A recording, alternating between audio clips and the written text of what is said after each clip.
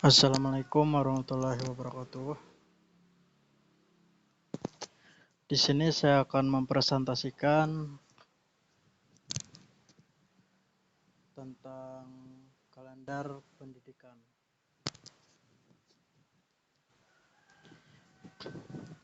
Jadi kalender pendidikan atau kalender akademik pada dasarnya adalah pengetahuan waktu untuk kegiatan pembelajaran peserta didik selama 1 tahun ajaran yang mencakup permulaan tahun ajaran, minggu efektif belajar, waktu pembelajaran efektif, dan hari libur. Jadi pengaturan waktu untuk kegiatan pembelajaran peserta didik selama 1 tahun ajaran. Kalender pendidikan mencakup permulaan tahun ajaran, minggu efektif belajar, dan hari libur.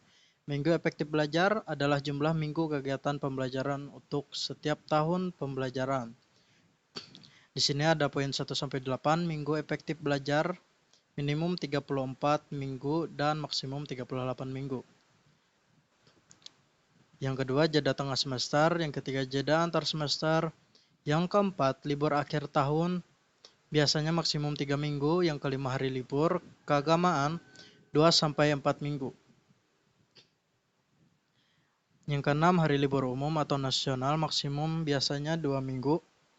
Yang ketujuh, hari libur khusus maksimum 1 minggu. Dan yang terakhir, kegiatan khusus sekolah maksimum 3 minggu. Ini adalah contoh kalender pendidikan. Kalender pendidikan yang kuning ada akhir tahun pelajaran 2020 sampai tahun 2021. Ada hari Minggu masa orientasi, libur umum, libur khusus menjelang Ramadan, dan yang biru adalah rapot sisipan. R1 adalah penyerahan rapot semester, dan yang terakhir adalah yang warna hijau, awal tahun 2002 dan 2023. Sini sudah ditentukan hari liburnya, dan yang selanjutnya adalah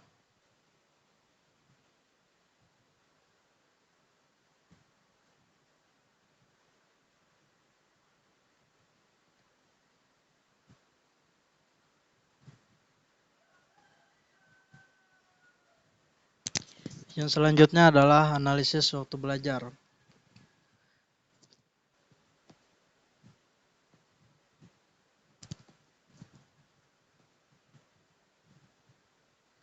Jadi rincian minggu efektif merupakan hitungan hari-hari efektif yang ada pada tahun pelajaran berlangsung.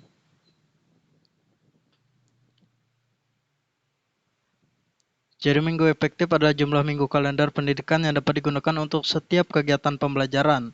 Rincian minggu efektif perlu disusun oleh guru untuk pedoman waktu dan merencanakan pembelajaran selama 1 semester pada tahun pelajaran tertentu. Ketentuan menghitung rincian minggu efektif adalah jika ada dalam 1 minggu tersebut terdapat minimal 3 hari efektif, maka akan dihitung sebagai 1 minggu efektif.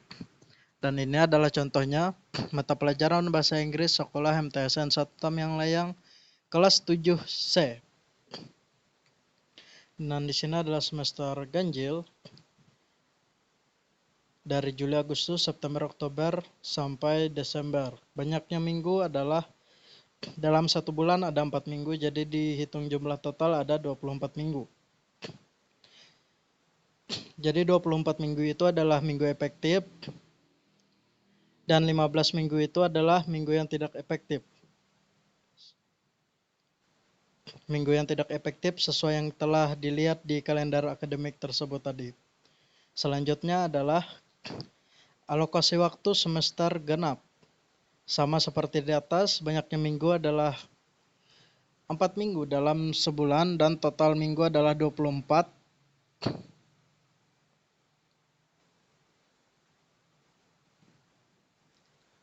Sama dengan 15. Dan banyaknya minggu tidak efektif itu adalah 18 minggu. Jadi di total adalah 18 pertemuan dan per jam 1 kali pertemuan adalah 90 menit. Selanjutnya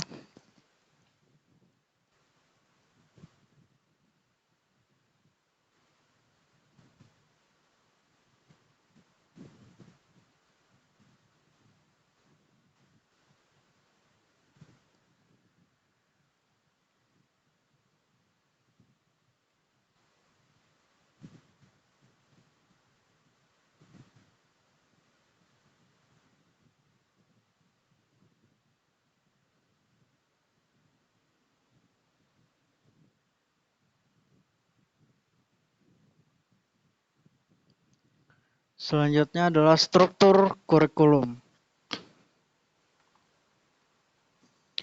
Jadi ini adalah struktur kurikulum yang ada di sekolah Tamyang Layang. Yang pertama adalah MTSN. Mata pelajarannya pendidikan agama, pendidikan Pancasila, PPKN, bahasa Indonesia, matematika, ilmu pengetahuan alam, pengetahuan sosial, bahasa Inggris, dan sebagainya. Untuk SMA 1 Tamyang Layang, ada mencakup pendidikan agama, pendidikan Pancasila, kewarganegaraan, bahasa Indonesia, matematika, sejarah, dan bahasa Inggris. Terakhir adalah struktur mata pelajaran peminatan kurikulum SMA dan Madrasah Aliyah Tamyang Layang. Ada matematika, biologi, fisika, kimia, peminatan ilmu sosial, geografi, sejarah, sosiologi, ekonomi, dan terakhir peminatan ilmu-ilmu bahasa dan budaya. Ada bahasa sastra Indonesia, bahasa sastra Inggris, dan bahasa sastra asing lainnya, dan terakhir adalah antropologi. Dan di sini adalah mata pelajaran seni budaya biasanya dapat memuat bahasa daerah Dayak, seperti yang terdapat di sekolah ini tersebut, Tamyang Layang, yang ada di Kalimantan Tengah. Yang membedakan hanyalah jam pelajaran. SMP MTS 40 menit dan jam pelajaran SMA atau Madrasah Aliyah adalah 45 menit. Membedakannya hanyalah 5 menit. Itu selanjutnya.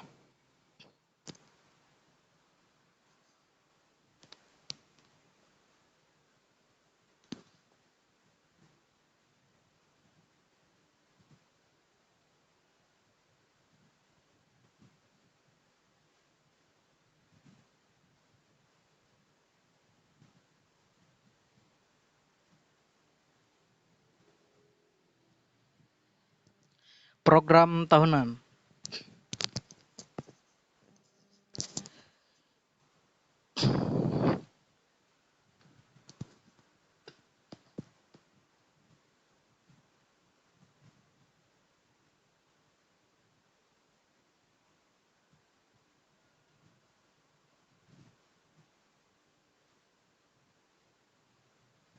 Jadi program tahunan memuat penjabaran lokasi waktu tiap-tiap standar kompetensi dan kompetisi dasar untuk setiap semester dan tiap kelas selama 1 tahun pelajaran. Program tahunan selanjutnya dijabarkan secara rinci pada program semester. Program tahunan disiapkan dan dikembangkan oleh guru sebelum tahun pelajaran dimulai. Jadi contoh program tahunan yang ada di Sekolah MTSN Tamyang Layang kelas 7 C Tamyang Layang seperti ini contohnya. Yaitu pelajaran bahasa Inggris. Yang pertama adalah mengenal warna, perkenalan diri, berdialog di depan kelas, dan mengenal nama-nama benda, ungkapan selamat kepada teman, seperti congratulations. Dan alokasi waktu semua adalah jumlah penggabungan dari semester 1 sampai semester 2 adalah 104 JP. JP itu adalah jam pelajaran. Selanjutnya,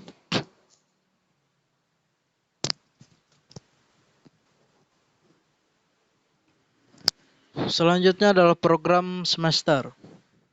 Bisa kita lihat sekolah MTSN Tamyang Layang kelas 7C semester ganjil 2021-2022. Jadi program semester adalah bentuk penjabaran dari peserta yang memuat gambaran, pembelajaran, dan pencapaian yang ingin diraih selama 1 semester. Dengan adanya program semester ini, kita akan lebih mudah dalam menuntaskan mata pelajaran yang kita ampu. Seperti ini contohnya.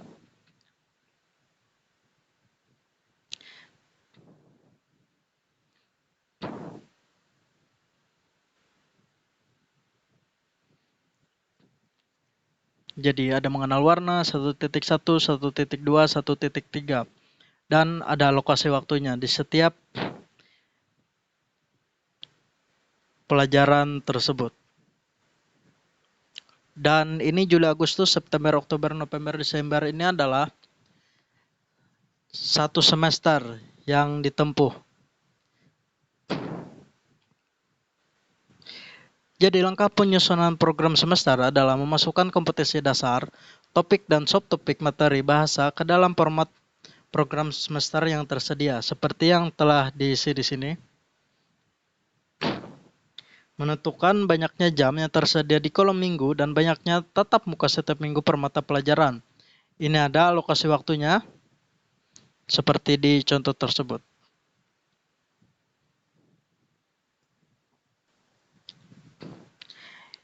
Ya, selanjutnya adalah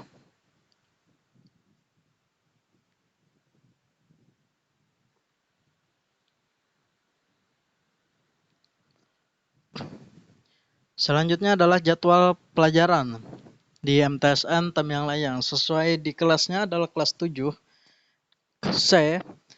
Jadwal pelajarannya bentuknya seperti ini: Senin, Selasa, Rabu, Kamis, Jumat, dan Sabtu. Masing-masing sekolah biasanya kalau sudah antara SMP sampai mencakup ke SMA itu sama. Jadwal pelajarannya adalah 4 mata pelajaran. Kecuali di hari Jumat biasanya hanya 2 pelajaran, dan di habis senam biasanya melakukan senam pagi. Seperti itu. Sama seperti di aliyah atau SMA SMK, yang membedakan hanya 5 menit alokasi waktu belajar dari sekolah itu. Selanjutnya adalah program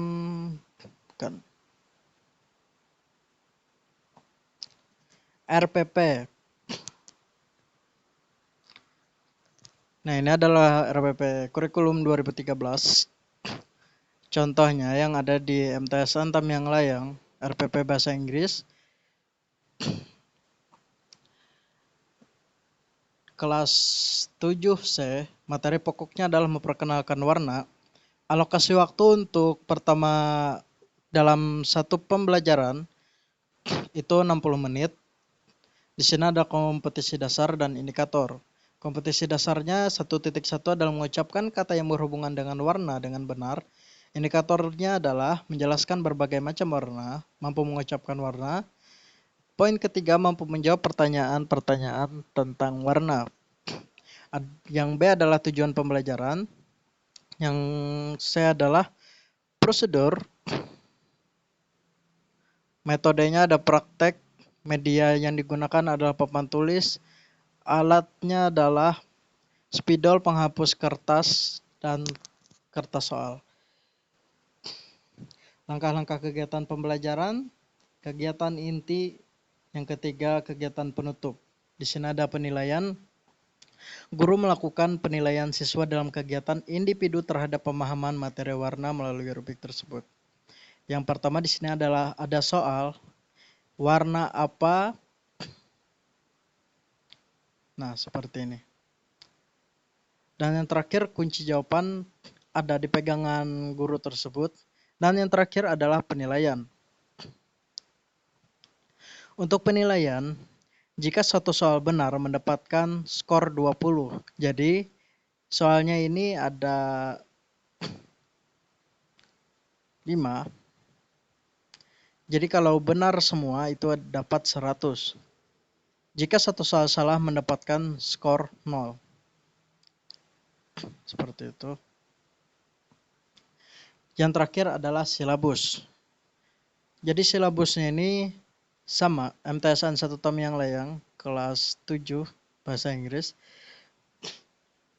Mengikuti seperti yang ada di RPP tersebut. Sama seperti contoh yang tadi, 1.1 kemampuan mengucapkan instruksi informasi sangat sederhana dalam konteks kelas. Explain types the color. Jadi itu menjelaskan tipe-tipe warna. Ada materi pembelajaran, Pembelajarannya ini mendeskripsikan berbagai macam warna, menjawab pertanyaan tentang warna, dan di sini adalah teknik penilaian. Teknik penilaian, sikap lembar observasi, penilaian pengetahuan tes, dan penilaian keterampilan. Alokasi waktu 2 jam pembelajaran. Sumber belajar, buku guru dan buku siswa. Buku guru dan buku siswa itu maksudnya seperti buku paket, satunya dipegang oleh guru dan masing-masing murid juga memegang satu buku. Seperti itu. Jadi sekian pembahasan saya tentang materi pembelajaran administrasi PAK dari kalender pendidikan sampai silabus. Semoga dapat dipahami. Saya tutup. Wassalamualaikum warahmatullahi wabarakatuh.